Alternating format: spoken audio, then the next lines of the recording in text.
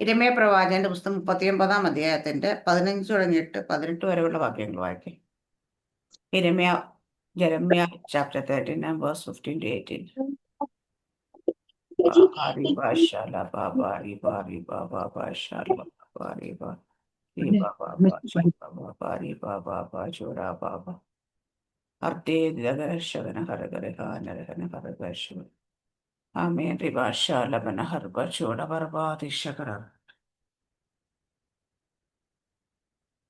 ഇരമ്യാവ് കാവൽപ്പുരമിട്ട് തടയ്ക്കപ്പെട്ടിരുന്ന കാലത്ത് യഹോവയുടെ അരുളപ്പാട് അവനുണ്ടായതെന്തെന്നാൽ, നീ ചെന്ന് കൂശനായ ഏബേദ് ബെലേക്കിനോട് പറയേണ്ടത്, ഇസ്രായേലിന്റെ ദൈവമായ സൈന്യങ്ങൾ യഹോവ ഇപ്രകാരം അരുളി ചെയ്യുന്നു, ഞാൻ എൻ്റെ വചനങ്ങളെ ഈ നഗരത്തിന്മേൽ നന്മയ്ക്കല്ല തിന്മയ്ക്കത്രേ നിവർത്തിക്കും.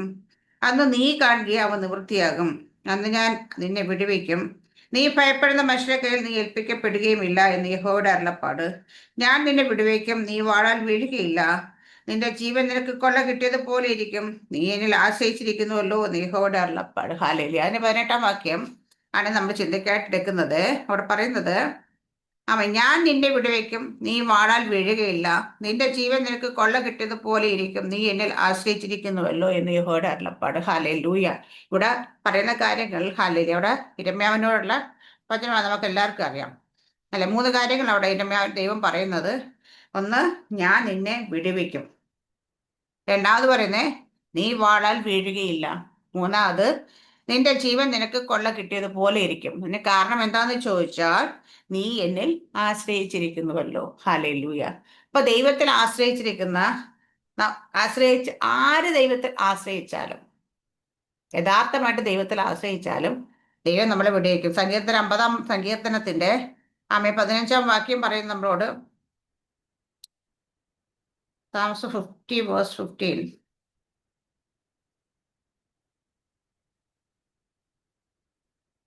മറ്റാർക്കും വായിക്കാം. സറാമസ്റ്റർ അവിടെ കുഞ്ഞുങ്ങളുടെ ഇതാണെങ്കിൽ വേറെ കഷ്ടകാലത്ത് എന്നെ വിളിച്ചപേക്ഷിക്കാം, ഞാൻ നിന്നെ വിടുവിക്കും, നീ എന്നെ മഹത്വപ്പെടുത്തുകയും ചെയ്യും. ആമേൻ, സ്തോത്രം. കഷ്ടകാലത്ത് എന്നെ വിളിച്ചപേക്ഷിക്കുക, ഞാൻ നിന്നെ വിടുവിക്കുക, നീ എന്നെ മഹത്വപ്പെടുത്തുകയും ചെയ്യും. അവിടെയും പറയുന്നത് എന്താ വെച്ചാൽ, നമുക്ക് കഷ്ടതകൾ വരുമ്പോൾ ഹല്ലേലൂയ ദൈവത്തെ വിളിച്ചപേക്ഷിക്കുക. എന്ന് വെച്ചാൽ കഷ്ടത വരുമ്പോൾ മാത്രം ദൈവത്തെ വിളിച്ചപേക്ഷിക്കുന്നല്ല. അവിടെ പറഞ്ഞ പോലെ ഇരമ്യാ പ്രവാചകന്റെ പുസ്തകത്തിൽ പറഞ്ഞ, നീ എന്നിൽ ആശ്രയിച്ചിരിക്കുന്നുവല്ലോ.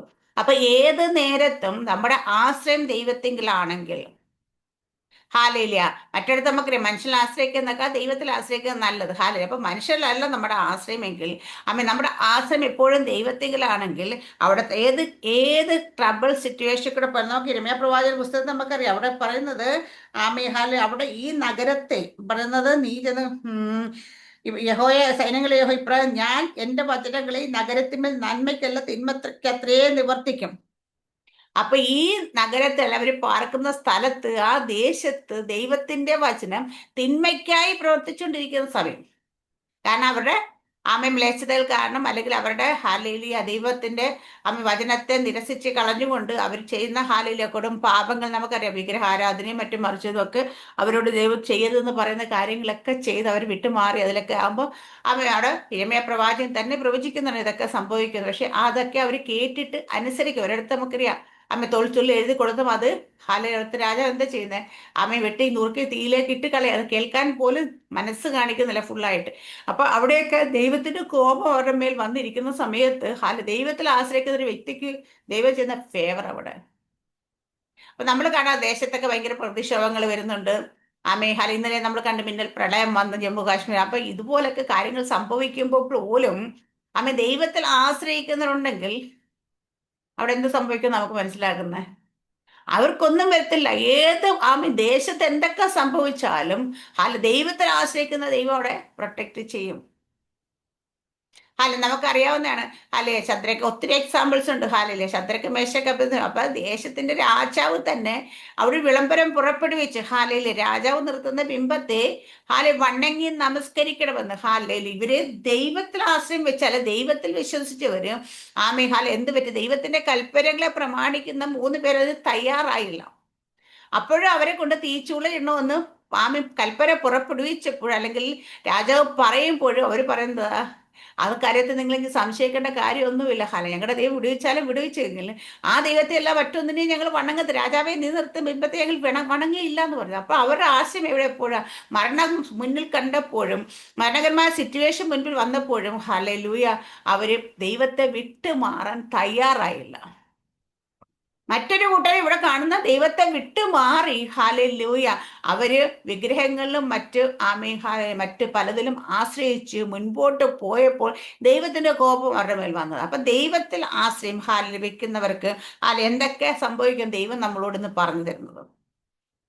നമ്മൾ ദൈവത്തിന്റെ ഒരുപാട് എക്സാമ്പിൾസ് നമുക്കറിയാലോ ദൈവത്തിൽ ആശ്രയം വെച്ചിരുന്നവരെ കുറിച്ച്. ദാനിയേലിന്റെ പുസ്തകത്തിൽ ദാനിയേൽ സിംഹക്കൂട്ടിലേക്ക് എറിയെന്ന് പറഞ്ഞിട്ട് പോലും അവൻ ദൈവത്തെ വിട്ട് മാറാണ്. ദൈവത്തിന് മുമ്പിലുള്ള ആ പ്രമാണത്തെ വിട്ട് പിന്തിരിയാൻ ഒന്നും ദാനിയേൽ റെഡിയായില്ല. ഹല്ലേലൂയ. അപ്പൊ നമുക്ക് ഒരു കാര്യം അറിയാം, ഏത് ട്രബിൾ സിറ്റുവേഷനിലാണെങ്കിൽ ആശ്രയിക്കുന്നവരെ വിടുവിക്കുന്നൊരു ദൈവം ഉണ്ടെന്ന്. ഹല്ലേലൂയ. അപ്പൊ ദൈവത്തിൽ ആശ്രയിക്കുന്നവരെ ദൈവം ഒരു നാളും കൈവിട്ട് കളയത്തില്ല. അവിടെ ഇവിടെ നമ്മൾ പറഞ്ഞ യിരെമ്യാവിനോട് പറഞ്ഞ ദൈവം പറയും ഒറ്റക്കാര് അതെല്ലാം ചെയ്യാൻ ഞാൻ നിന്നെ വിടുവിക്കും, നീ വാളാൽ വീഴിക്കില്ല, നിന്റെ ജീവൻ നിനക്ക് കൊള്ള കിട്ടും, നീ എന്നിൽ ആശ്രയിച്ചു. അപ്പൊ അതിന് കാരണം എന്താ? നീ എന്നിൽ ആശ്രയിച്ചിരിക്കുന്നു ഒരൊറ്റ കാരണം. ഹല്ലേലൂയ. എന്താ? നമ്മൾ ദൈവത്തിൽ നമ്മുടെ ആശ്രയം എപ്പോഴും ദൈവത്തിൽ തന്നെയാണെങ്കിൽ ചുറ്റുപാട് നിൽക്കുന്ന പലരും മറിച്ചു വീഴും. നമുക്കറിയാം കോവിഡ് വന്നപ്പോൾ എത്രയോ ബലവാന്മാർ, എത്രയോ ആരോഗ്യമുള്ളവർ എത്രയോ സമ്പന്നർ നമ്മുടെ കൺമുമ്പിൽ മരിച്ചു വീഴുമ്പോഴും ഒന്നുമില്ലാതെ നമുക്ക് ട്രിവാൻഡ്രത്തൊക്കെ ഒരു പാസ്റ്ററെ കുറിച്ചൊക്കെ നമ്മൾ കേട്ടിട്ടുണ്ട്. ആ കോവിഡ് സമയത്ത് ഒരു വണ്ടി ഉള്ളതും കൊണ്ട് അനേക രോഗികളെ എല്ലാവരും തൊടാൻ പേടിക്കുമ്പോൾ, കാണാൻ പേടിക്കുമ്പോൾ, അടുത്ത് പോകാൻ പേടിക്കുമ്പോൾ അദ്ദേഹം അതുപോലുള്ളവരെ കയറ്റിക്കൊണ്ട് ഹോസ്പിറ്റലിൽ കൊണ്ടുപോകാനും തിരിച്ചുകൊണ്ട് മരിച്ചവരെ അടക്കാൻ എല്ലാത്തിനും ഓടി നടന്ന് കാരണം എന്താണെന്നറിയാം? അദ്ദേഹത്തിന് ഒരു കാര്യം ഉറപ്പായിരുന്നു, എൻ്റെ ശരീരത്തിൽ ഒരു വൈറസ് എഫക്റ്റ് ചെയ്യണമെങ്കിൽ എൻ്റെ ദൈവം അറിയാണ്ട് അത് സംഭവിക്കത്തില്ല എന്ന്. അപ്പൊ ദൈവത്തിൽ ആശ്രയിക്കുന്നവർക്ക് ദൈവം കൊടുക്കുന്ന പ്രൊട്ടക്ഷനാണത്. അത് ചെറിയ കാര്യമല്ല. പക്ഷെ നമ്മുടെയൊക്കെ പ്രശ്നം എന്ന് വെച്ചാൽ ദൈവത്തിൽ ആശ്രയിക്കും എല്ലായ്പ്പോഴും 365 ദിവസവും അല്ലെങ്കിൽ 24/7 നമ്മൾ ദൈവത്തിൽ ആശ്രയിക്കുന്നുണ്ടോ എന്ന് ചോദിച്ചാൽ കൂടുതൽ നമ്മൾ ദൈവത്തെ കൂടുതൽ ആശ്രയിക്കുന്നപ്പോഴാണ് കൂടുതൽ പ്രോബ്ലംസ് വരുമ്പോഴാണ്.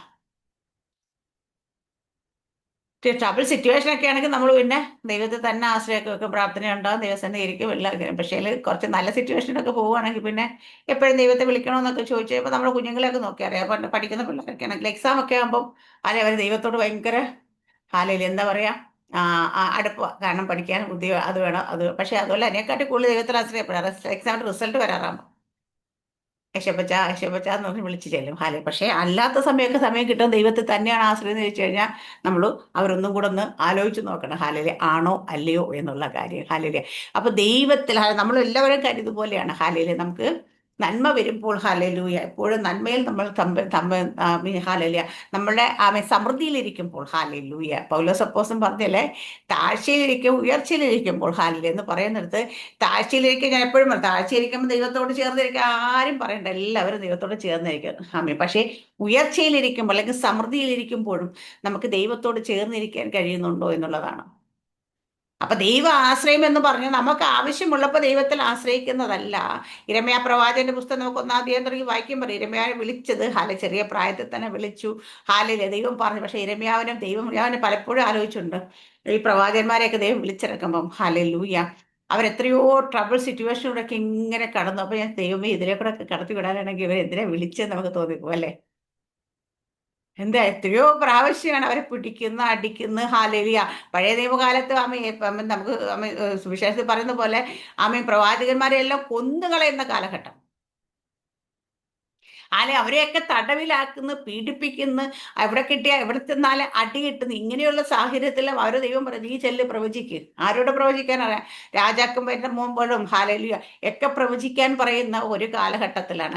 ഞാൻ ഇന്നലെ ഇങ്ങനെ ഏലിയാവിനെ കുറിച്ചൊരു മൂവി പോലെ ചെയ്തേക്കുന്ന ഒരു സമയം ഞാനെല്ലാം കാണുക. അപ്പം ഏലിയാവിനോടും ദൈവം പറയുന്നത് എന്താ? ഏലിയാവ് നമ്മൾ പറയുമ്പോൾ തിഷ്ബേനായ ഏലിയാവ് പെട്ടെന്ന് പ്രത്യക്ഷപ്പെട്ടൊന്നുമല്ല. ഏലിയാവ് നല്ല ദിവസം പ്രാർത്ഥനയൊക്കെ ആയിട്ട് മനുഷ്യന് പെട്ടെന്ന് ആഹാബിന്റെ കൊട്ടാരത്തിലേക്ക് അയക്കുക ചെയ്യുന്നത്.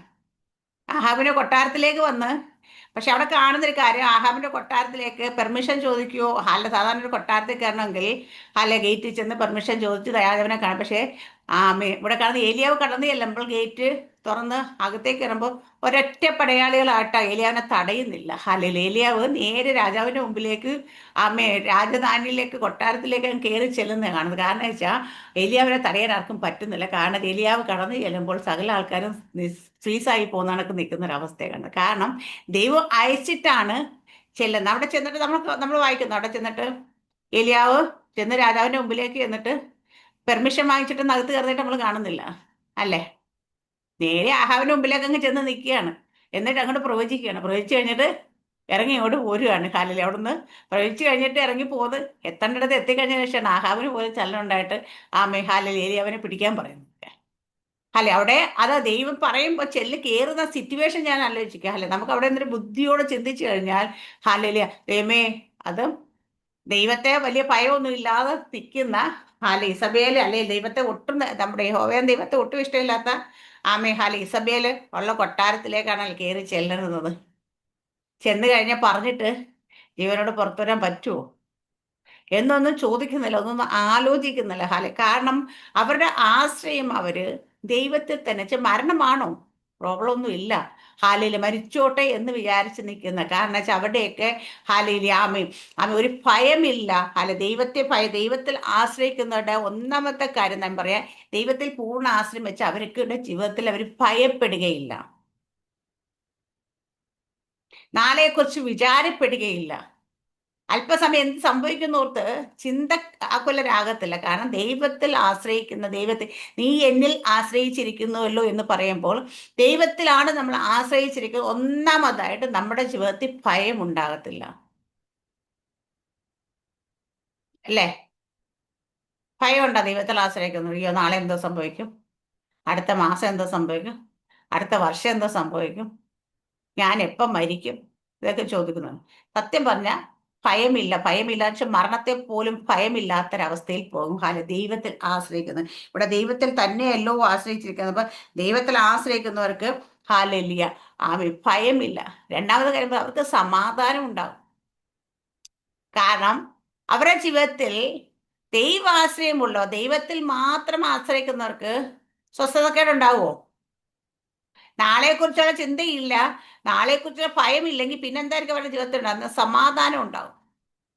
ഞാൻ എപ്പോഴും പറയാറുണ്ട്, ഫിയർ എന്തിന്റെ? ഫെയ്ത്തിന്റെ നേരെ ഓപ്പോസിറ്റാണ്. വിശ്വാസമുള്ളവർക്ക് ഭയം ഉണ്ടാകത്തില്ല, വിശ്വാസം ഇല്ലാത്തവർക്കാണ് ഭയമുള്ളത്. നമ്മൾ വിശ്വാസി എന്ന പേര് പറയുമ്പോഴും നമ്മുടെ ഉള്ളിൽ വിശ്വാസം ഇല്ല എങ്കിൽ നമുക്ക് ഭയം വരും. അപ്പൊ നമുക്ക് സമാധാനം ഉണ്ടാകുന്ന എവിടെയാ? നമുക്ക് വിശ്വാസം ഉണ്ടാകും. വിശ്വസിക്കുന്ന എവിടെയാ? ഞാൻ എപ്പോഴും ദൈവത്തെ സ്നേഹമുള്ളതെന്ന് വെച്ചാൽ ദൈവത്തിൽ തന്നെ ആശ്രയം വെച്ച് ദൈവത്തെ തന്നെ സ്നേഹിക്കുന്നവർക്ക് ഭയം ഉണ്ടാകത്തില്ല, അല്ലെങ്കിൽ അവരുടെ ജീവിതത്തിൽ അവർ വല്ലാത്ത സമാധാനം അനുഭവപ്പെടും. അപ്പൊ നമുക്ക് ഭയമില്ല, ദൈവത്തിൽ വിശ്വാസമാണെങ്കിൽ പിന്നെ നമ്മളെന്ത് ഭയങ്കര ശക്തരായിരിക്കും, ബലവാന്മാരായിരിക്കും. കാരണം ചെറിയ കാര്യങ്ങളുടെ മുമ്പിലൊന്നും പതറിപ്പോകത്തില്ല, അല്ലേ? ഹല്ലേലൂയ. നമുക്ക് സ്ട്രെങ്ത് ഉണ്ടാവും. ഹല്ലേലൂയ. ഭയപ്പെടാതെ നമ്മൾ മുൻപോട്ട് പോകും. കർത്താവ് യേശുക്രിസ്തു നമ്മളോട് പറഞ്ഞു ഭയപ്പെടേണ്ട എന്ന് പറഞ്ഞു. അതുപോലെ കർത്താവ് യേശുക്രിസ്തു ശിഷ്യന്മാരെ പടകിൽ പോകുമ്പോൾ കാറ്റും തിരമാലയും ഒക്കെ അടിച്ച് കയറി പടക് മുങ്ങുമാറാക്കി. ശിഷ്യന്മാരൊക്കെ ഭയപ്പെട്ടു. കർത്താവിനല്ല ഭയമുണ്ടോ? അമരത്ത് തലനൊക്കെ വെച്ച് സുഖമായി കിടന്നുറങ്ങുക. ഹല്ലേലൂയ. ഞാൻ പറയാ, തിരമാലയൊക്കെ അടിച്ചു ഉലയുന്ന വള്ളത്തിൽ കിടന്നവർക്ക് സുഖമായിട്ട് ഉറങ്ങാൻ പറ്റുമോ? കാരണം വെച്ച് കഴിഞ്ഞാല് ആ വെള്ളം ഇങ്ങനെ പൊങ്ങിയും താണും ഒക്കെ ആയിരിക്കും. അതുപോലെ തന്നെ ഈ വെള്ളമൊക്കെ അടിച്ച് പടകിലിരിക്കുന്നവരുടെ ദേഹത്തൊക്കെ വീണു. ബോട്ട് കവേർഡ് കപ്പലൊന്നും അല്ലല്ലോ അവർ പോയത്. പക്ഷെ എന്നിട്ട് പോലും ഭയപ്പെടാതെ അവിടെ കിടന്നു വെച്ചാൽ ഭയങ്കര ബലമാണ്. ഇവിടെ നമ്മൾ പറഞ്ഞ പോലെ ഇരമ്യാവ് പലയിടത്തും ചെന്ന് പ്രവചിക്കാൻ പറഞ്ഞു പറയുന്ന കാര്യം എന്താ? ബലമുള്ളത് കൊണ്ടാണ് പോകുന്നത്. അതുപോലെ നമ്മൾ കണ്ട് ആഹാവിന് മുമ്പിലേക്ക് പറയുമ്പം നമ്മുടെ ഏലിയ പ്രവാചകൻ എന്തുകൊണ്ടാണ് ചെല്ലുന്നത്? അവൻ ശക്തനാണ്, ബലവാന. പൗലോസിനെ വിടും, നമ്മുടെ പത്രോസൊക്കെ ഹല്ലേലൂയ സന്നിധി സംഘത്തിന് മുമ്പിലെ അവരുടെയൊക്കെ മുമ്പിലേക്ക് കൊണ്ടു നിർത്തുമ്പം ഒരു ഭയവും ഇല്ലാതെന്ന് പറയാണ്. എന്താ സംസാരിക്കുന്ന കാര്യം? അവർക്ക് ദൈവത്തിൽ വിശ്വാസത്തിൽ, യേശുക്രിസ്തുവിൽ വിശ്വാസത്തിലേക്ക് അവർ ശരിക്കും വന്നപ്പോഴത്തേന് ആമേ ഹാലല അവർ ഭയങ്കര ബലവാന്മാരായി, ഭയങ്കര ശക്തരായി മാറി.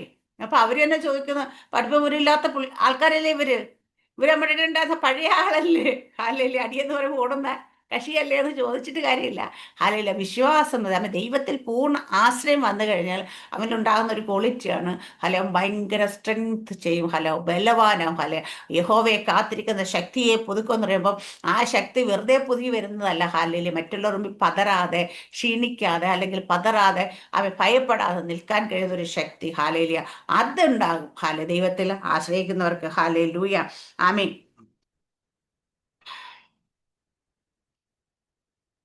ഹാലൂയ, ഹാലൂയ. അടുത്ത ഹാലയില് ദൈവത്തിൽ ആശ്രയിക്കുന്നവർ എന്ത് ചെയ്യുന്നറിയാ? അവര് ദൈവത്തെ പ്രദർശിപ്പിക്കും മറ്റുള്ള മുമ്പ് ദൈവശക്തിയെ. നമുക്ക് ഏലിയാവിനെ തന്നെ എടുത്തു കഴിയാം. ഏലിയ വന്നിട്ട് അടുത്ത ഏലിയാവിന് പ്രത്യക്ഷത എവിടെയാ വന്നിട്ട് പറയുന്നത് എന്താ? അവനെ കാണാൻ പറയും, പോയി വിളിച്ചിട്ട് വാ എല്ലാരെയും. ഹാലലിയ, ഞാൻ പറയുന്ന നേരത്തേക്ക് എല്ലാരും വിളിച്ചു കൂട്ടും. എന്താ പറയാ, വിളിച്ചു കൂട്ടിയിട്ട് അവരോട് പറയാണ്, നിങ്ങളൊരു കാര്യം ചെയ്യും, നിങ്ങളുടെ ദൈവത്തെ വിളിച്ച് ഹാലലൂയ അപേക്ഷിക്ക്, ഈ കാളയെ മുറിച്ചു വെക്ക്. തീ ഉത്തരം പറയുന്ന ദൈവമാണ് ദൈവം. ഒറ്റയ്ക്ക് നിന്നുകൊണ്ടാണ് പറയുന്നത്. അപ്പൊ അവിടെ ഏലിയാവിന്റെ ദൈവത്തോട് ഏലിയാവ് പ്രാർത്ഥിച്ച് തീ ഇറങ്ങി യാഗപീഠവും യാഗവസ്തുവും എല്ലാം കത്തിച്ച് കളഞ്ഞ് അവിടെ പ്രദർശിപ്പിച്ചു ദൈവശക്തിയെ. അപ്പൊ അതെന്താ? ദൈവത്തിൽ ആശ്രയിക്കുന്നവർ. നമ്മളെ കുറിച്ച് പലരെ കുറിച്ച് ദൈവത്തിന്റെ ആത്മാവ് ഇങ്ങനെ ആലോചന വന്നിരിക്കും. പിന്നെ ഒരു ദിവസം എന്നെ അവിടെ ഒരു ആന്റി പെട്ടെന്ന് തന്നെ കണ്ടത് ദൈവത്തിന്റെ പ്രദർശനശാലയാവും. എനിക്ക് ആദ്യം മനസ്സിലായില്ല സംഭവം എന്താന്ന്. കാരണം വെച്ച് കഴിഞ്ഞാൽ നമുക്ക് പ്രദർശനശാലയാവും എന്നൊക്കെ പറഞ്ഞ് ഹാലൂയ. പിന്നീട് നമുക്ക് മനസ്സിലാക്കി നമ്മൾ ദൈവശക്തി ഡെമോൺസ്ട്രേറ്റ് ചെയ്യും. നമ്മൾ ഇന്ന് ദൈവശക്തി മാനിഫെസ്റ്റ് ആകുമ്പോൾ അത് ഡെമോൺസ്ട്രേറ്റ് ആകും മറ്റുള്ളവരുടെ മുമ്പിൽ. ഹാലൂയ, അത് വെളിപ്പെടും. ഹാലലി ആ വെളിപ്പെടുത്താലാണ് ദൈവത്തിന്റെ ദൈവശക്തി വരും. ശക്തി ഇറങ്ങി അല്ലെങ്കിൽ അത്ഭുതങ്ങളും അടയാളങ്ങളും വീര്യപ്രവർത്തനം നടക്കും. നമ്മൾ ശമരിയാടെ പട്ടണത്തിലേക്ക് ഫിലിപ്പോസ് കടന്നു എന്ന് ദൈവത്തിന്റെ വചനം പറഞ്ഞപ്പോൾ അവിടെ എന്താ സംഭവിച്ചതെന്ന്, ഫിലിപ്പോസ് അത്ഭുതം ചെയ്യാനൊന്നും നിന്നില്ല. പക്ഷേങ്കിൽ അവിടെ ദൈവശക്തി മാനിഫെസ്റ്റ് ആയി. ദൈവത്തിന്റെ വചനം മാനിഫെസ്റ്റ് ആയിട്ട് എന്താ, അവിടെ കൂടിയ ആൾക്കാരെന്ന് അത്ഭുതങ്ങളും അടയാളങ്ങളും വീര്യപ്രവൃത്തി അവരുടെ ഇടയിൽ സംഭവിച്ചു. അത് കണ്ടപ്പോൾ ജനം ദൈവത്തിങ്കിലേക്ക് വിശ്വസിക്കാൻ കാരണമായി. ഹല്ലേലൂയ. ഇന്നും നമ്മൾ കാണുന്നത് എല്ലായിടത്തും ദൈവത്തിൽ ആശ്രയിക്കുന്നവരെ അവരിലൂടെ ദൈവത്തിന്റെ ശക്തിയെ പ്രദർശിപ്പിക്കും. അപ്പൊ നമുക്ക് നമ്മുടെ പൂർണ്ണ ആശ്രയം ദൈവത്തിലാണെങ്കിൽ നമുക്ക് എന്താ പറയാ, ആദ്യമായിട്ട് നമുക്ക് ഉണ്ടാകുന്ന കാര്യം പീസ് ഓഫ് മൈൻഡ് ആണ്. നമുക്ക് സമാധാനം വരും. കാരണം നമുക്ക് എങ്ങനെയാ സമാധാനം വരുന്നത്? നമ്മൾക്ക് ദൈവത്തിന്റെ പൂർണ്ണ ആശ്രയം, ആ വിശ്വാസം നമ്മളിലേക്ക് വരുമ്പോൾ പൂർണ്ണ ആശ്രയം വരും നമുക്ക്. നമുക്ക് ദൈവത്തെങ്കിലേക്ക് ദൈവത്തോടുള്ള ശക്തി, നമുക്ക് ബലം വരും. മറ്റുള്ളവർ മുമ്പിൽ ആ ദൈവശക്തി നമ്മൾ പ്രദർശിപ്പിക്കുന്നത്. ഇതൊക്കെ നടക്കണമെങ്കിൽ എന്താ വെച്ചാൽ നമ്മുടെ ആശ്രയം ദൈവത്തിൽ തന്നെയായിരിക്കണം. ഇരമ്യാവിനോട് നമ്മൾ ദൈവം പല പ്രാവശ്യം പറയുന്നത് നമ്മൾ കേൾക്കുന്നുണ്ടായിരുന്നു. ആദ്യം തുടങ്ങി പറയും ഞാൻ മറ്റുള്ളവരുടെ മുമ്പിൽ നിന്നെ അടയാളം താമര മതിലുകളാക്കും. ആരെല്ലാവരും നിന്നോട് പൊരും, ആരും ജയിക്കത്തില്ല. മറ്റുള്ളവരുടെ മുമ്പിൽ അടയാളമാക്കും. മറ്റുള്ള ഇടയിൽ ഞാൻ നിന്നെ വിടുവിക്കും. നമുക്കറിയാം ഇരമ്യാ പ്രവാചകന്റെ പുസ്തകം നമ്മൾ വായിക്കുകയാണെങ്കിൽ എല്ലാം പ്രതികൂലമായി നിൽക്കുന്നത്. ഇത് അടുത്ത രാജ്യത്തിൽ നിന്ന് വന്ന് അവരോടെല്ലാം അവരെയൊക്കെ പിടിച്ച് തടവിലാക്കി കൊണ്ടുപോകുന്ന നെബൂഖദ്നേസർ രാജാവ് അവിടെ പറയുന്ന വാക്കുകളാണ്. ഇരമ്യാവിനെ കുറിച്ച് 11-ാം വാക്യത്തിൽ നമ്മൾ കാണുന്ന ഇരമ്യാവിനെ കുറിച്ച് ബാബേൽ രാജാവ് വായിക്കാം ആരെങ്കിലും ഒന്ന്, 11-ഉം 12-ഉം.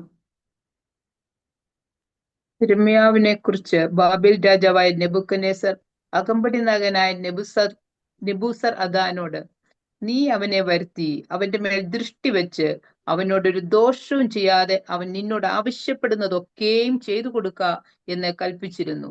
ആമേൻ. ഇവിടെ ഇരമ്യാവിനെ കുറിച്ച് ബാബേൽ രാജാവ് നെബൂഖദ്നേസർ അകമ്പടി നായകനോട് പറയുക. എന്താ പറയുന്നേ? നീ അവനെ വരുത്തണം, അവന്റെ ദോഷവും ചെയ്യാതെ നിന്നോട് ആവശ്യപ്പെടുന്നതൊക്കെ അവന് ചെയ്തു കൊടുക്കണം. അടുത്ത വാക്യം വായിച്ചാലോ? 13-ഉം 14-ഉം വായിച്ചോ സിസ്റ്റർ. അങ്ങനെ അകമ്പടി നായകനായ നെബൂസർ അദാനും നെബൂശസ്ബാനും രബ്സാരീസും നേർഗൽ ശരേസും രബ്മാഗും ബാബേൽ രാജാവിന്റെ സകല പ്രഭുക്കന്മാരോടും കൂടെ ആളയച്ചു. യിരെമ്യാവെ കാവൽപ്പുരമുറ്റത്ത് നിന്ന് വരുത്തി അവനെ വീട്ടിലേക്ക് കൂട്ടിക്കൊണ്ടുപോകേണ്ടതിന് ശാഫാന്റെ മകനായ അഹിക്കാമിന്റെ മകനായ ഗദല്യാവെ ഏൽപ്പിച്ചു. അങ്ങനെ അവൻ ജനത്തിന്റെ ഇടയിൽ പാർത്തു. ആമേൻ, സ്തോത്രം. രാജാവ് കൽപ്പിച്ചപ്പോൾ അവരെല്ലാവരും കൂടിപ്പോയി യിരെമ്യാവിനെ കൂട്ടി വരുത്തി മറ്റൊരിടത്ത് കൊണ്ട് പാർപ്പിക്കുന്നതും. അതിനുശേഷമുള്ള വാക്യമാണ് നമ്മൾ കുറിവാക്യമായിട്ട് വായിച്ചത്. ആമേൻ. യിരെമ്യാവ് വായിച്ചോ സിസ്റ്റർ? 15 തുടങ്ങിയിട്ട്. യിരെമ്യാവ് കാവൽപ്പുരമുറ്റത്ത് അടയ്ക്കപ്പെട്ടിരുന്ന കാലത്ത് യഹോവയുടെ അരുളപ്പാട് അവനുണ്ടായതെന്തെന്നാൽ, നീ ചെന്ന് കൂശ്യനായ ഏബദ്മെലെക്കിനോട് പറയേണ്ടത്, ഇസ്രായേലിന്റെ ദൈവമായ സൈന്യങ്ങളുടെ യഹോവ ഇപ്രകാരം അരുളിച്ചെയ്യുന്നു, ഞാൻ എന്റെ വചനങ്ങളെ ഈ നഗരത്തിന്മേൽ നന്മയ്ക്കല്ല തിന്മയ്ക്കത്രേ നിവർത്തിക്കും. അന്ന് നീ കാൺകെ അവ നിവൃത്തിയാകും. അന്ന് ഞാൻ നിന്നെ വിടുവിക്കും. നീ ഭയപ്പെടുന്ന മനുഷ്യരുടെ കയ്യിൽ നീ ഏൽപ്പിക്കപ്പെടുകയുമില്ല എന്ന് യഹോവയുടെ അരുളപ്പാട്.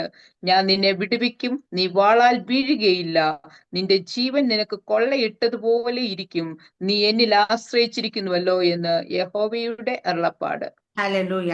അപ്പൊ ദൈവത്തിൽ ആശ്രയിക്കുന്ന ഒരാളോട് പറയാനുള്ള പ്രോമിസ് ആയിട്ട് അവിടെ പറയുന്നത്. ഹല്ലേലൂയ.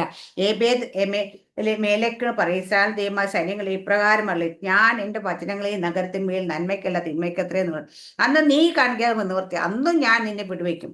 നീ ഭയപ്പെടുന്ന മനുഷ്യരുടെ കയ്യിൽ നീ ഏൽപ്പിക്കപ്പെടുന്ന യഹോവയുടെ അരുളപ്പാട്, ഞാൻ നിന്നെ വിടുവിക്കും.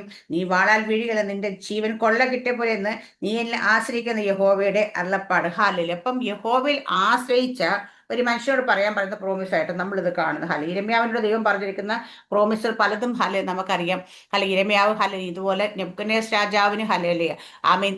എന്തുകൊണ്ടായിരിക്കും നെബൂഖദ്നേസർ രാജാവ് ദൈവം ഇവരോട് പറയുന്ന അവന്റെ വെടുത്തണം ആമേ പറയുന്നതെല്ലാം ചെയ്തു കൊടുക്കുന്നത്? കാരണം ദൈവം ജാതീയ രാജാവാണെങ്കിലും ഏത് മനുഷ്യരാണെങ്കിലും ദൈവത്തിന് അവരുടെ ഹൃദയത്തോട് ഇടപെടാൻ പറ്റും. നമുക്ക് കാണാം പുറപ്പാട് പുസ്തകത്തിൽ ഹാലേലുയ ഫറവോന്റെ ഹൃദയത്തെ കഠിനമാക്കുന്ന ദൈവം ഇവരോട് അനുകൂലമാക്കാൻ കഴിയുന്ന ദൈവം തന്നെ പറഞ്ഞു, അവന്റെ ഹൃദയത്തെ കഠിനമാക്കാനും അനുകൂലമാക്കാനും എനിക്ക് കഴിയും.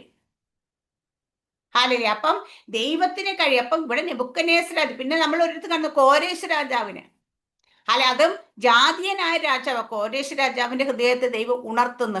അത് യിരെമ്യാ പ്രവാചകൻ നേരത്തെ പ്രവചിക്കുന്നതാണ്. അത് നിവൃത്തിയാകും നമ്മൾ കാണുന്ന ഇസ്രായേലിന്റെ പുസ്തകത്തിലാണ്. അവിടെ എഴുതിയിട്ടുണ്ട്. കോരേശ് രാജാവിന്റെ ഹൃദയത്തെ ദൈവം ഉണർത്തിയിട്ട് ആലയം പണിയാനായിട്ടാണ് ആൾക്കാരെ അയക്കുന്നതായിട്ട് കാണുന്നുണ്ട്. ഇവിടെയും അതുപോലെ യിരെമ്യാ പ്രവാചകന് ദൈവം പറയും, നീ പോയി പറ. എന്താ പറയണ്ടേ? നിന്നെ ഞാൻ വിടുവിക്കും. നിന്നെ അവിടെ ഈ ദേശത്തിൽ ഇതെല്ലാം സംഭവിക്കുമ്പോൾ നിന്നെ ഞാൻ വിടുവിക്കും. കാരണം നീ വാളാൽ വീഴുകയില്ല. എന്തുകൊണ്ടാന്ന് വെച്ച് കഴിഞ്ഞാൽ നീ എന്നിൽ ആശ്രയിച്ചിരിക്കുന്നുവല്ലോ. ദൈവത്തിൽ ആശ്രയിക്കുന്ന ആര് ആശ്രയിച്ച, അതിപ്പം ജാതീയനാണെങ്കിലും വിജാതീയനാണെങ്കിലും സ്വന്തം ജനമാണെങ്കിലും മറ്റൊരാണെങ്കിലും ദൈവത്തിലാണ് നമ്മുടെ ആശ്രയമെങ്കിൽ ആ ആശ്രയത്തിൽ നമ്മളെ വിടുവിക്കുന്ന ദൈവമാണ്. പക്ഷെ നമ്മുടെ ആശ്രയം എപ്പോഴും ദൈവത്തിലായിരിക്കുമ്പോൾ പൂർണ്ണമായി ആശ്രയിക്കണം. നമ്മൾ പൂർണ്ണമായ ദൈവത്തിൽ ആശ്രയിക്കുന്നവർ സിറ്റുവേഷൻസ് മാറുന്നതനുസരിച്ച് ഭയപ്പെടത്തില്ല, ഭ്രമിച്ചു പോകത്തില്ല. ഒരുപാട് വാക്യങ്ങൾ നമുക്കറിയാം. ദൈവത്തിൽ തന്നെ ആശ്രയിക്കുന്നവർക്ക് വേണ്ടി ദൈവം പറഞ്ഞിരിക്കുന്ന ഒരുപാട് വചനഭാഗങ്ങൾ നമ്മൾ സങ്കീർത്തനങ്ങളൊക്കെ വായിച്ചു കഴിഞ്ഞാൽ സങ്കീർത്തനക്കാരന്റെ ആശ്രയം ദൈവത്തിലായിരുന്നു. ഇസ്രായേൽ ജനത്തിനെ വിടുവിക്കാനായിട്ട് മോശ ഇറങ്ങി, ദൈവത്തിന്റെ ശബ്ദം കേട്ട് ഇറങ്ങി തിരിച്ച മോശ വഴിയാത്ര ഒരുപാട് പ്രതികൂലങ്ങൾ ഫേസ് ചെയ്തു. സ്വന്തം ജനം തന്നെ പെരുകുറുപ്പും ഇതൊക്കെയായിട്ട് അവസാനം ചെങ്കടലിന്റെ മുമ്പ് നിൽക്കുന്ന മോശയോട് അവർ ചോദിക്കുന്ന ചോദ്യമാണ്, ശവക്കുഴി അവിടെ ഇല്ലാഞ്ഞിട്ടാണോ ഞങ്ങൾ ഇവിടെ കൊണ്ടുവന്നേക്കുന്നത് എന്നൊക്കെ ചോദിക്കുമ്പോഴും മോശ ദൈവത്വവും നോക്കിയിട്ടാണ് കരയുന്നത്. അപ്പോഴും അവിടെ മോശ അവരുടെ മുമ്പിൽ നിന്നയായിപ്പോയി ദൈവം അനുവദിച്ചില്ല. മോശയുടെ ദൈവം ചോദിക്കും, നീ എന്തിനാ കരയുന്നത്? നിന്റെ കൈ വടിയെടുത്ത് നീട്ട്. അങ്ങനെ ചെങ്കടലിനെ പിളർന്ന് ദൈവം ഇപ്പുറത്ത് മനുഷ്യരെ എത്തിക്കുമ്പോൾ ആ സമയത്ത് മോശ അവരുടെ മുമ്പിൽ ദൈവം വലിയവനാക്കി കൂടി ചെയ്യുകയാണ്. ജോഷുവ അവരെ പുറപ്പെടുവിക്കാൻ നോക്കുമ്പോൾ ദൈവം ഞാൻ നിന്നെ ഇന്ന് ജനത്തിന് മുമ്പ് വലിയവനാക്കും. എന്താ യോർദാൻ രണ്ടായി പിരിക്കുന്നതും ദൈവം ഹെരിഹോ മതിലുകൾ താഴെയിട്ട് അങ്ങനെ കുറെ ഇത് ചെയ്ത് ജോഷുവയുടെ നേതൃത്വത്തിൽ ആരും ദൈവത്തെ ആശ്രയിച്ചല്ല, ദൈവത്തിൽ വിശ്വസിച്ച് ആരും ദൈവം നിന്നെയായിപ്പം ദൈവം അനുവദിക്കത്തില്ല. ഹാലയില് 12 ഗോത്രപിതാക്കന്മാര് ദേശം ഉറ്റുനോക്കാൻ പോയിട്ട് വന്നിട്ട് ആമേ ദുർവർത്തമാനം 10 പേര് പറഞ്ഞു, 2 പേര് ദൈവത്തിൽ ആശ്രയിച്ച് നിന്ന് ഹാലയിലിയ ആമേൻ ദൈവം നമുക്കത് സാധിപ്പിച്ചു തരുന്ന ഉറപ്പോട് പറഞ്ഞ് 2 പേരെയും ദൈവം എന്താ കനാൻ ദേശം കാണാനായിട്ട് ഭക്തത്തെ അവകാശമാക്കാനായിട്ട്. കാരണം അവരുടെ ആശ്രയം അനാക്യ മല്ലന്മാരോ വലിപ്പത്തിലോ അല്ലെങ്കിൽ ഉറപ്പുള്ള കോട്ടയ മതിൽ കണ്ടിട്ടോ ഒന്നും അല്ല. അവരാശ്രയിച്ച സൈന്യങ്ങളുടെ ദൈവമായ യഹോവ നമ്മുടെ കൂടെ ഉണ്ടെങ്കിൽ നമുക്കത് സാധിക്കുമെന്ന് പറഞ്ഞു. അപ്പൊ ഇന്നും നമ്മുടെ ജീവിതത്തിലൊക്കെ നമ്മൾ ദൈവത്തെ വിശ്വസിച്ച് ദൈവത്തെങ്കിലേക്ക് ഇറങ്ങിത്തിരിച്ച് അനേകർ നമ്മുടെ മുമ്പിൽ നിൽക്കുന്നുണ്ട്. നമുക്കറിയാം പലരും കഷ്ടതയിലും ബുദ്ധിമുട്ടും പ്രയാസത്തിലും കൂടെ പരീക്ഷത്തിൽ കൂടെ കടന്നു പോകുന്നു. പക്ഷെ പലപ്പോഴും നമ്മളൊന്ന് ശരിയായ രീതിയിൽ അവരുടെ ജീവിതത്തെ ഒന്ന് എടുത്തു പഠിച്ച് നമുക്ക് മനസ്സിലാവും അവരുടെ ആശ്രയം പൂർണ്ണമായ ദൈവത്തിലല്ല. അവർ ദൈവത്തിൽ ആശ്രയിക്കുന്നതിനെക്കാട്ടി ഉപരിയായി മറ്റ് എന്തിലൊക്കെയോ ആരിലൊക്കെയോ ആശ്രയം കണ്ടെത്താൻ ശ്രമിക്കുന്നത് കൊണ്ടാണ് അവരുടെ ജീവിതത്തിൽ ട്രബിൾസ് കൂടെ കടന്നു പോയിക്കൊണ്ടേയിരിക്കും. നമുക്ക് മനസ്സിലാവും ദൈവത്തിൽ തന്നെ പൂർണ്ണ ആശ്രയം വയ്ക്കുന്ന ഒരു മനുഷ്യൻ നാളെ എന്ത് കഴിക്കും, നാളെ എന്ത് കുടിക്കും, എന്ന് ഉത്കണ്ഠപ്പെടാതെ ദൈവത്തിൽ തന്നെ നമ്മുടെ ദൈവം നമ്മളെ വിളിച്ച ദൈവം വിശ്വസ്തനാണ്. അവൻ പാതി വഴിക്ക് നമ്മൾ ഉപേക്ഷിച്ചിട്ട് പോകത്തില്ല എന്ന് പൂർണ്ണമായി നമ്മൾ വിശ്വസിക്കുകയാണെങ്കിൽ ദൈവത്തിന്റെ പ്രവൃത്തികൾ നമുക്ക് വേണ്ടി വെളിപ്പെട്ടുകൊണ്ടേയിരിക്കും. ഞാൻ ചോദിക്കുന്നത്, നമ്മൾ വിശ്വസിക്കുന്നത് ഒരു രാജ്യം ഭരിക്കുന്ന രാജാവിനെയല്ല, ഒരു രാജ്യത്തിന്റെ പ്രധാനമന്ത്രിയല്ല, ഒരു ദേശത്തിന്റെ അല്ലെങ്കിൽ ഒരു സംസ്ഥാനത്തിന്റെ മുഖ്യമന്ത്രിയല്ല. നമ്മൾ ആശ്രയിക്കുന്ന ദൈവത്തെക്കുറിച്ച് പറയുന്നത് നമ്മുടെ ഈ പ്രപഞ്ചത്തിന്റെ തന്നെ യൂണിവേഴ്സിന്റെ തന്നെ ഉടമസ്ഥനാണ്. അല്ലെ ഈ പ്രപഞ്ചത്തിന്റെ അധിപതിയാണ്. ഈ ദൈവത്തിന് അസാധ്യമായിട്ട് എന്തെങ്കിലും ഉണ്ടോ എന്ന് ചോദിച്ചാൽ ഒരു കാര്യം അസാധ്യമായിട്ടില്ല. ഒരു നമ്മുടെ തലയിൽ നിന്ന് ഒരു മുടി വീഴുന്നത് ദൈവം അറിയാതെ വീഴത്തില്ല എന്ന് വിശ്വസിക്കുന്നവർ ഒരു മരത്ത് നിൽക്കുന്ന ഒരു ഇല അതിൽ നിന്ന് പഴുത്തിട്ട് താഴെ വീഴണം എന്നെങ്കിൽ അത് അറിയുന്ന ദൈവമാണ് നമ്മുടെ ദൈവം എന്ന് വിശ്വസിക്കണം. ആ ദൈവത്തിലായിരിക്കണം നമ്മൾ അപ്പൊ നമ്മൾ ആശ്രയിക്കുന്ന ദൈവത്തെക്കുറിച്ച് നമുക്കൊരു ബോധ്യം വേണം. നല്ലേ നമ്മളെ വിളിച്ചവനെ കുറിച്ച് നമുക്കൊരു പരിജ്ഞാനം വേണം. പത്രോസ് പറയുന്നതാണ് പത്രോസ് ലേഖനത്തിൽ പറഞ്ഞ വിളിച്ചവനെ കുറിച്ച് ഒരു പരിജ്ഞാനം വേണം. നമ്മൾ ആ വിളിച്ച ദൈവത്തെ കുറിച്ച് പരിജ്ഞാനം ഉണ്ടെങ്കിൽ നമ്മൾ നമ്മുടെ ആശ്രയം ദൈവത്തിലായിരിക്കുമ്പോഴും നമ്മൾ ഉറപ്പുള്ള പാറ പോലെ നിൽക്കും. ഹല്ലേലൂയ. പത്രോസിന്റെ ജീവിതത്തെ നമുക്കറിയാം. പത്രോസിന് എന്ത് ആവശ്യങ്ങൾ വന്നപ്പോഴൊക്കെ യേശു കർത്താവിന്റെ കൂടെ നടന്നപ്പോൾ യേശു കർത്താവ് നിവർത്തിച്ചു കൊടുക്കാം. ശൂന്യമാർന്ന പടകിന് അന്ന് രാത്രി മുഴുവൻ അധ്വാനിച്ചിട്ടും ലഭിക്കാത്ത മത്സ്യത്തെ ഒരു വാക്കിന്റെ മുമ്പിൽ ഒരു വല ഇറക്കിയപ്പോൾ വല കീറുമാറാക്കുന്നതിലെ പടകിനെ നിറച്ച ദൈവമാണ്. അപ്പൊ ദൈവത്തിന്റെ ഒരു ശബ്ദത്തിന് മുമ്പിൽ ഞാൻ പറയാ മത്സ്യങ്ങളെല്ലാം വേണേ ഓടി വന്ന വലക്കടുത്ത് കയറിക്കാണെന്നാണ് ഞാൻ വിശ്വസിക്കുന്നത്. അല്ലേ? കടലിൽ കിടക്കുന്ന മത്സ്യമൊക്കെ അതിനെ സൃഷ്ടിച്ചവൻ പറയണ കേറിക്കോ എന്ന് പറഞ്ഞ ഓടി വന്ന് വഴിക്കകത്ത് കയറി കൊടുത്തു കാണും. ഇവിടെയൊക്കെ നമ്മൾ കാണുന്ന ഓരോ കാര്യങ്ങൾ എടുത്ത് പഠിക്കുമ്പോൾ ദൈവത്തിന്റെ ശക്തി മഹത്വം നമുക്ക് അതിനകത്ത് വെളിപ്പാകും. അപ്പൊ നമ്മളെ വിളിച്ച ദൈവത്തെ കുറിച്ച് പറയും. അപ്പൊ ആ ദൈവത്തിൽ പൂർണ്ണ ആശ്രയിക്കുന്നവരെ കുറിച്ച് അപ്പൊ ദൈവത്തിലാണ് നമ്മുടെ ആശ്രയമെങ്കിൽ നമ്മളെപ്പോഴും പറയാണ്ട് 121 സംഘത്തിൽ നമ്മൾ എപ്പോഴും പറയേണ്ടത് ഞാൻ എൻ്റെ കണ്ണ് പർവ്വതങ്ങളിലേക്ക് ഉയർത്തുന്നു, എനിക്ക് എവിടെങ്ങുന്നു എൻ്റെ സഖ ആകാശവും ഹോമെങ്കിൽ വരുന്നു. അവിടെ നമ്മൾ ചെയ്യേണ്ട ഒരൊറ്റ കാര്യം എന്താണ് പറയാ, നമ്മുടെ കണ്ണുകൾ എപ്പോഴും എങ്ങോട്ട് ഉയർത്തണം എന്ന് വെച്ചാൽ ദൈവത്തെങ്കിലേക്ക് ഉയർത്തണം. ചുറ്റുപാട് നിൽക്കുന്നവരിലൊക്കെ ബന്ധുക്കളോ സ്വന്തക്കാരോ സഹോദരങ്ങളോ മാതാപിതാക്കന്മാരിലോ മക്കളിലോ അല്ലെങ്കിൽ എന്താ പറയുക മറ്റുള്ള ആരിലോ ആയിരിക്കില്ല നമ്മുടെ ആശ്രയം. നമ്മുടെ ആശ്രയം എപ്പോഴും നമ്മുടെ ദൈവത്തെങ്കിലേക്കായിരിക്കണം. അങ്ങനെയാണെങ്കിൽ നമുക്ക് സഹായം എവിടെ നിന്ന് വരുമെന്ന് വെച്ചാൽ ആകാശവും ഭൂമിയും യഹോവയെങ്കിലും തന്നെ വരുന്നത്. ചിലപ്പോൾ അത് പ്രവർത്തിക്കുന്ന ചിലപ്പോൾ ഞാൻ പറയും നമ്മുടെ ഇവിടെ ഇരിക്കുന്ന ആരെങ്കിലും ഒരാളിലൂടെ വരും. പക്ഷെ ഈ പ്രവർത്തിക്കുമ്പോൾ മുഖാന്തരമാക്കി ദൈവം ചില ഉപകരണമാക്കുന്ന മറ്റുള്ളവരാക്കിയാലും പക്ഷെ എനിക്ക് സഹായം എവിടെ നിന്ന് വന്നതെന്ന് വെച്ചാൽ ഞാൻ പറയും എനിക്ക് സഹായം എപ്പോഴും എൻ്റെ ദൈവത്തിങ്കിൽ നിന്നാണ് വരുന്നത്. കാരണം ദൈവം അറിയാതെ ദൈവം പറയാതെ നമ്മുടെ ജീവിതത്തിൽ ഒരു നന്മയും വരുത്തില്ല. ഹല്ലേലൂയ. നന്മയെന്നല്ല നമ്മുടെ ജീവിതത്തിൽ തിന്മയും വരുത്തില്ല. ദൈവം അറിയാണ്ട്. അപ്പൊ അതുകൊണ്ട് എന്ത് കാര്യങ്ങൾ നടക്കുമ്പോഴും നമ്മൾ യിരെമ്യാവിന്റെ ജീവിതം എടുത്താൽ നമുക്ക് ഒരുപാട് ട്രബിൾസിലൂടെ എല്ലാം കടന്നു പോയി യിരെമ്യാവ്. ഒരിക്കൽ ചോദിക്കുന്നത് കർത്താവ് എനിക്ക് വയ്യ ഇതൊക്കെ പറയുമ്പോഴൊക്കെ ദൈവം ചോദിക്കുന്നതാ. അപ്പൊ തിരിച്ചു ചോദിക്കുന്നത് നീ ഈ കാട്ടില് ഇതുങ്ങൾ ഓടി തോറ്റുപോയാ കുതിരകളോട് നീ എങ്ങനെ ഓടും? ഹാലേലൂയ. ആമേ. ഇതിനോട് തോറ്റിയ അവിടെ നീ എങ്ങനെ ചെയ്യും ഹാലെ എന്നൊക്കെ ചോദിച്ച് ദൈവം ആമേ ഹാലെ തിരിച്ച് ചോദ്യങ്ങൾ ചോദിച്ച് ബലപ്പെടുത്തുകയാണ്. നമ്മളിതുപോലെ തന്നെയാണ്. നമ്മുടെ ജീവിതത്തിൽ പലപ്പോഴും നമ്മൾ തോറ്റു പോകുന്നു തോന്നുന്ന സമയമുണ്ട്. നമ്മൾ ദൈവത്തോട് വന്നിരുന്നിട്ട് അയ്യോ മതി കർത്താവേ, ഏലിയ പറഞ്ഞു മതി കർത്താവ് മതി എന്ന് പറയുന്ന കണക്ക് അല്ല, ഞാൻ ഒത്തിരി പ്രാവശ്യം പറഞ്ഞിട്ടുണ്ട് കർത്താവ് മതി കർത്താവ് മതി എന്നെ അങ്ങോട്ട് കൊണ്ടുപോക്കുമെന്ന് പറയും. കാരണം എന്താ വെച്ചാൽ നമുക്ക് ജീവിത സാഹചര്യത്തിൽ ഹാലലിയ നമുക്ക് ഒട്ടും പിടിച്ചു നിൽക്കാൻ പറ്റാത്ത സിറ്റുവേഷൻ, നമ്മളൊക്കെ മനുഷ്യരായതുകൊണ്ട് പറയുമ്പോൾ കർത്താവ് തിരിച്ചിങ്ങോട്ട് നമ്മളോട് ഇത്തരം സംസാരിച്ച് അല്ലെങ്കിൽ ഓരോ കാര്യങ്ങൾ പറയുമ്പോൾ നമ്മൾ ഭയങ്കര ഇരുന്നത് ക്ഷീണിച്ചിട്ടാണെങ്കിൽ എഴുന്നേൽക്കുന്നത് ഡബിൾ സ്ട്രോങ് ആയിട്ടായിരിക്കും. ഹല്ലേലൂയ. കാരണം എന്താ? അപ്പൊ ദൈവം നമ്മളെ ശക്തീകരിക്കുന്ന ദൈവമാ. ഇവിടെ പറയുന്നത് ദൈവത്തിൽ ആശ്രയിക്കുന്ന ദൈവം എന്ത് സ്ട്രെങ്തൻ ചെയ്തുകൊണ്ടേയിരിക്കും. ഓരോ ദിവസം കഴിയും തോറും ശക്തി കുറഞ്ഞല്ല, ശക്തി കൂടി കൂടി വരും. ഹാലയില്ല എന്താ കാര്യം? ദൈവത്തിൽ ആശ്രയിക്കുന്ന മനുഷ്യരിൽ ആശ്രയിക്കുന്നവർ ഹാലയില്ല സിറ്റുവേഷൻ അനുസരിച്ച് കൂടുകയും കുറയുകയും ചെയ്യും. ഹാലയില്ല നമ്മുടെ ആശ്രയം എന്തെങ്കിലും ആണെങ്കിൽ പണ്ട് നമ്മളെ ഹാപ്പിനെസിനെ കുറിച്ചും ജോയിയെ കുറിച്ചും പറയുമ്പോൾ നമ്മൾ പറയാറുണ്ടല്ലേ, സിറ്റുവേഷൻസ് ചേഞ്ച് ചെയ്യുന്നതനുസരിച്ച് നമ്മുടെ ജീവിതത്തിൽ വരുന്ന ഹാപ്പിനെസ് അതെല്ലാ മനുഷ്യരിലും വരുന്നതാണ്. എന്താ? സന്തോഷവും സങ്കടവും അല്ലേ? കാരണം നമുക്ക് എല്ലാ സാഹചര്യം നല്ലതാണെങ്കിൽ നമ്മൾ സന്തോഷമുള്ളവരായിരിക്കും, എല്ലാ സാഹചര്യം മോശമാകുമ്പോൾ നമ്മൾ സങ്കടമുള്ളവരായിരിക്കും.